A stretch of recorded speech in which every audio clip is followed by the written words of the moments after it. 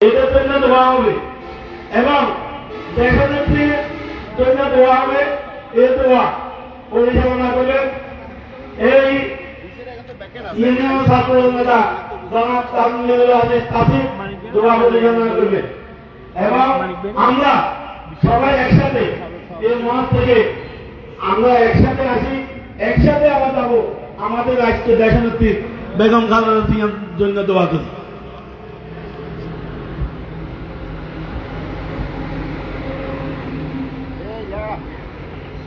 ছাত্র নেতা মাহবুবুর রহমান মানিক ভাই 1 নম্বর কর্নার, দেশের সাবেক ছাত্র নেতা আমাদের চট্টগ্রাম বিশ্ববিদ্যালয়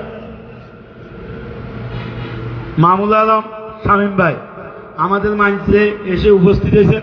আমি মঞ্চে আসার জন্য অনুরোধ করতেছি মানিক ভাই। এবারে ইউনিয়নে শুরু করেছেন। আমরা কোরআন তেলাওয়াতের মাধ্যমে আমাদের প্রোগ্রাম শুরু হবে।